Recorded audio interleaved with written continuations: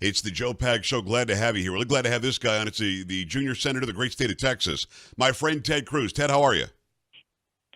Well, I want to see with that famed rabble-rouser, that purveyor of dangerous ideas that has Silicon Valley quaking in their boots. Jack Dorsey is terrified. If you hear what Joe Pag says, it will destroy the world, and you must be banned. Is that who I'm talking to? You are dealing with the bad guy of the internet, man. I'm out there just starting trouble, Ted.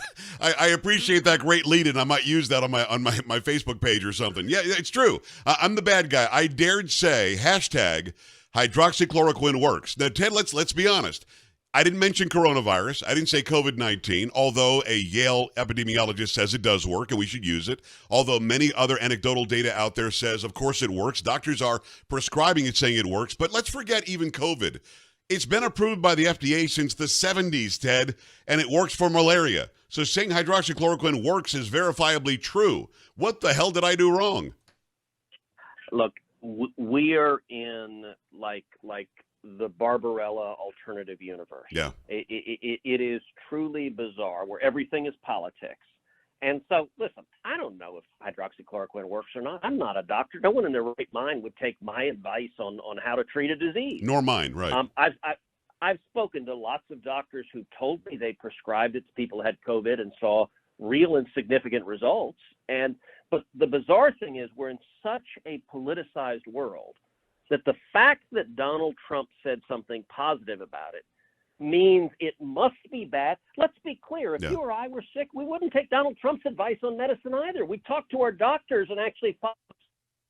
And so Twitter, because Trump says it's good, like half the country is like, I don't care if it would save my life. If he said something good about it, to hell with it, I don't want it. That's crazy. It is crazy. And you ought to look at science and medicine and not be just nutty and woke. But they got to silence you anyway. Well, what's interesting is he just said he was hopeful. Ted, do we really live in a country now, the most wonderful country on the planet that people are dying to get into every year by the millions? We're really living in a time where we can't see we hope something works to get rid of a disease? Really? So I had fun on Twitter pushing out. So CNN sent out a tweet and did a headline of, new empirical study surprisingly shows real positive results from hydroxychloroquine. And number one, let's take the surprisingly word because like how much editorializing in it. Right. But I also said, okay, come on, Twitter, you're going to ban CNN? I mean, to be honest, they said the same thing you did, Pag. So why does CNN get to say it and you don't? And it's because these big tech tyrants, they believe they're the king of the universe and can bully and silence anyone they want. And by the way, it's been a full week now. It's been 7 full days, and I appealed it the day that they did this, and I sent the link, obviously, to the epidemiologist at Yale, and I said, of course it works. It's FDA approved. Please get rid of the suspension. Ted, all they sent me back was, we'll look into it when we can, or you can just delete the tweet. Now, if I delete the tweet, I'm back on in 12 hours. I don't want to do that, though. Why should I? Look, I get death threats every day on Twitter. So do you. We get people saying they hope Ted Cruz and Joe Pags get COVID-19. Every single day they don't get banned or suspended. So what recourse do I have? They say they're a platform, but you know that they're acting like a publisher. This 230 provision they get should be stripped. But they don't. When the president warned that he would do that, they stepped up their game. So what can a guy like me do? Well, shine a light and tell the truth. And as you know, I am leading the fight in the Senate to go after big tech and big tech censorship. But frankly, their bit about we'll lift the ban if you just delete the tweet. Just do what we do and shadow ban it, make it mysteriously disappear. Right. Look, you and I are both fans of mob movies, Godfather Absolutely. 2, Scarface. To be honest, what Jack Dorsey is saying is he's walking into your place going, so Pags, nice bar you got here. Really nice furniture. Yep. Really would be a shame if something happened to it. Right. Gosh, this place looks flammable. Maybe you ought to give me a check just to make sure nothing happens to it. That is Twitter's response to you. Right. And they're nothing but bullies and thugs. And they're drunk on their own power right now. I'm not going to delete the tweet, and we'll see what happens, and I appreciate you being on my side with this. This is Senator Ted Cruz, great state of Texas. I know that you're heading off to do some hearings in Washington, and the guest list is pretty important, pretty significant, about going after Antifa, going after these radical anarchist groups or Marxist groups that are trying to take down America's history and America's values. Yeah. What does that look like? How does that come together, and what are you hoping to get out of it? All right. Well, so we just finished the hearing. So it just wrapped up minutes ago. Yeah. And it was a hearing that went this afternoon, and it was all. So I chair the Constitution Subcommittee of the Senate Judiciary Committee. So it was on free speech, and it was on the First Amendment protects the right peaceably to assemble. You remember Chris Cuomo going on CNN and saying, "Where is it written that assemblies have to be peaceable?" It's like, well, it's okay. It's this thing called the First Amendment. It's part of this thing called the Bill of Rights. It's attached to the Constitution. I think you showed me that. I think I saw that first from you on Twitter. I couldn't believe he said that. Here's a guy who's pretending to be in quarantine as he's buying property in the Hamptons, doesn't understand what the First Amendment says. Just blows my mind. Well, and I tweeted out a video that begins with that, but you wouldn't know because Twitter's banned you. But when you get back to Twitter, you'll look. And so what this hearing was about is the right peaceably to assemble and how Antifa and the organization called Black Lives Matter, which is different than the slogan. Everyone agrees with the slogan, Black Lives Matter. That is absolutely right. But the Marxist organization that has taken the name Black Lives Matter and Antifa, and there are too many people engaged in violence and promoting terrorism. So the whole hearing was on the acts of violence. Do you know how many federal law enforcement officers have been injured? How many injuries there have been in Portland, Oregon? I don't know the number, no. 277 injuries. Wow. 277. We had a hearing all afternoon long.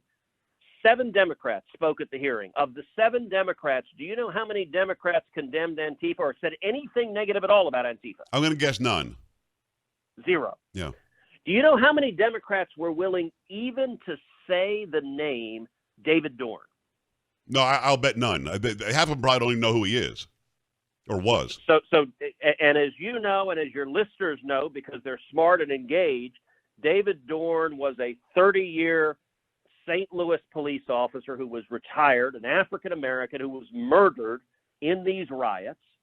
And not only that, Patrick Underwood was another federal police officer murdered.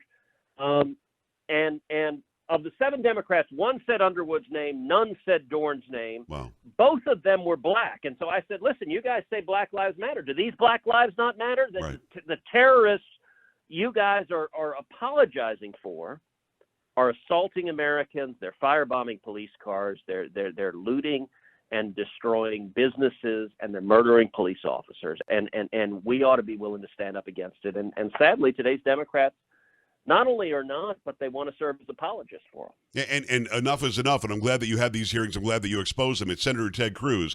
You didn't hear this story, but we had this story before you came on the air with me today, that in Seattle, Antifa and other protesters are suing the city of Seattle, Ted. They're suing the city of Seattle because they can't afford the gear they need when confronted by police when they're exercising their First Amendment rights. And keep in mind, these are people that shut down 6 square blocks in Seattle for a long time, weeks and weeks. Murders were happening, rapes were happening, drug dealing happening. It was an autonomous zone, they called it. They want the city of Seattle to give them money so they can buy better gear to commit the crimes they committed. I'm not kidding, Ted. They really think they have a chance to win, and I'm afraid that in Seattle they might.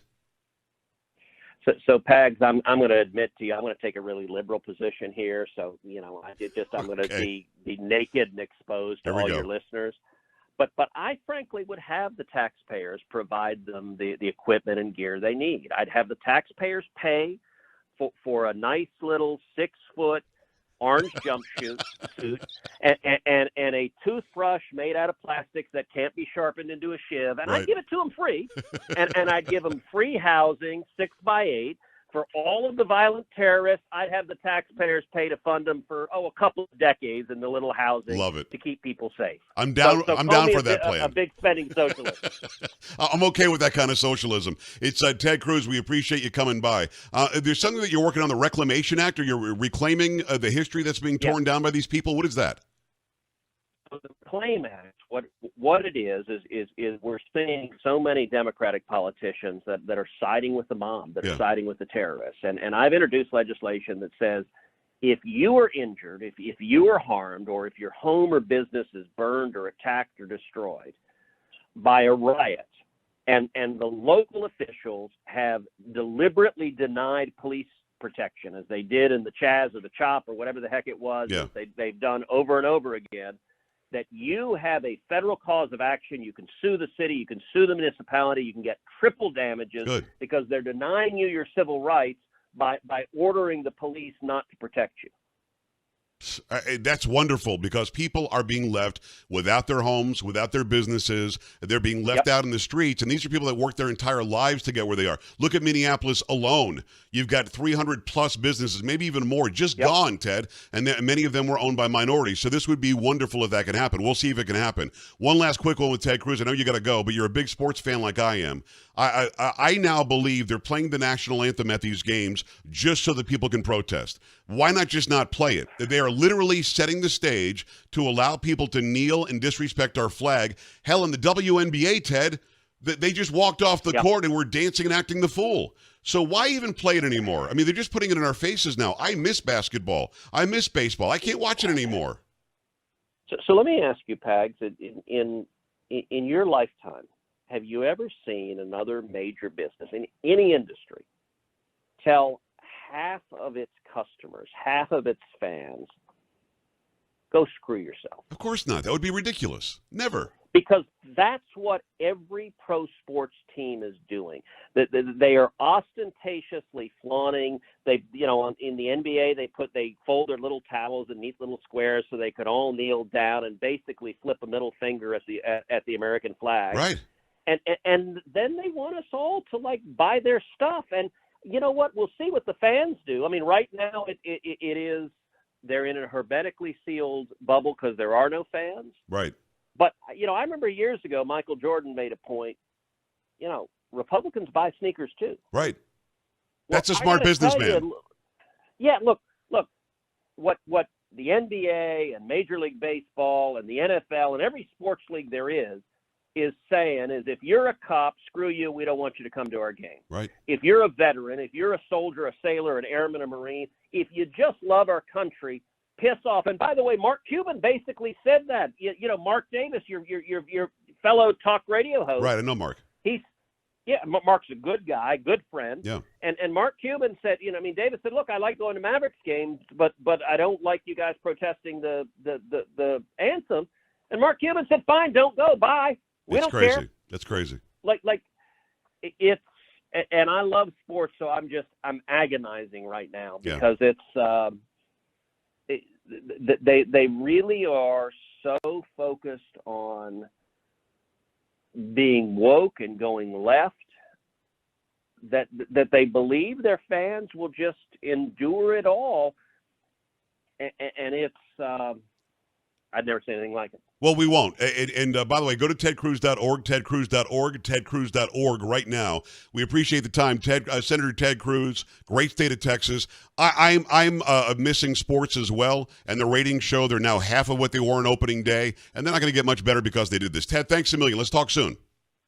Pags, my friend, God bless. Always appreciate you. We're back after this in the Joe Pags Show. Stay right here.